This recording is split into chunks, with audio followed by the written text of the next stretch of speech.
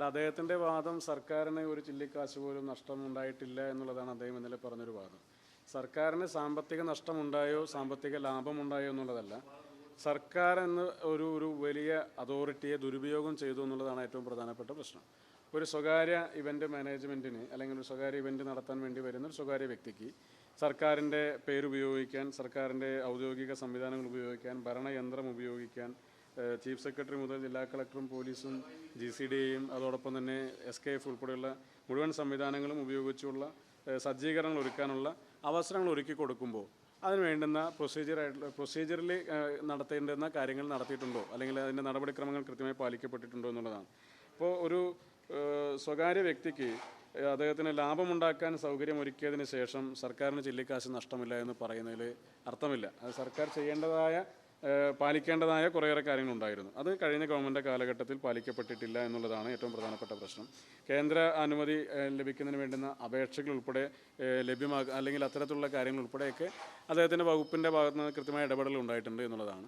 മാത്രമല്ല, ഗോട്ടാട് എന്ന് പറയുന്ന ഒരു പരസ്യ കമ്പനിയുടെ ഭാഗത്തു നിന്നാണ് ആദ്യത്തെ ഒരു ഇമെയിൽ കമ്മ്യൂണിക്കേഷൻ അന്നത്തെ സ്പോർട്സ് മന്ത്രിക്ക് വരുന്നത്.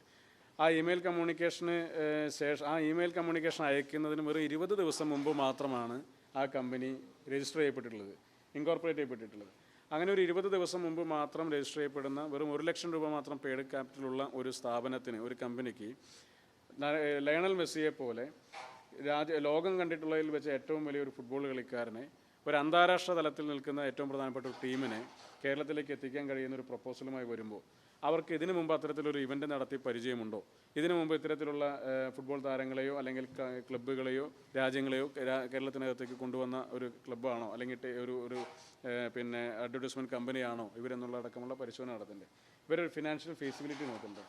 സർക്കാരുമായി ബന്ധപ്പെട്ട് അത്തരത്തിലൊരു നടപടിക്രമത്തിലേക്ക് വരുന്ന ഒരു ഫയൽ, ഒരു മന്ത്രിയുടെ ഓഫീസിലേക്ക് വരുന്ന ഒരു പേഴ്സണൽ കമ്മ്യൂണിക്കേഷൻ, അല്ലെങ്കിൽ അദ്ദേഹത്തിൻ്റെ ഔദ്യോഗികമായ ഇമെയിലിലേക്ക് വരുന്ന ഒരു ഇമെയിൽ, അല്ലെങ്കിൽ ഓഫീസിലേക്ക് വരുന്ന ഒരു കത്ത്, ഒരു പ്രപ്പോസൽ, അത് കൈകാര്യം ചെയ്യേണ്ടുന്ന രീതി റൂൾസ് ഓഫ് പ്രൊസീജിയർ വളരെ കൃത്യമായി പറയുന്നുണ്ട്. അതൊന്നും പാലിക്കപ്പെട്ടിട്ടില്ല എന്നുള്ളിടത്താണ് ഇതിൻ്റെ ഏറ്റവും ആദ്യത്തെ നടപടിക്രമങ്ങളിലെ വീഴ്ച ആരംഭിക്കുന്നത്. അത് തപാൽ രജിസ്റ്റർ ചെയ്യപ്പെടുകയോ അതിൽ നമ്പർ എടുക്കപ്പെടുകയോ അത് ഡിപ്പാർട്ട്മെൻറ്റൽ തലത്തിലേക്ക് കൈമാറ്റം ചെയ്യപ്പെടുകയോ ഒന്നും ഉണ്ടായിട്ടില്ല.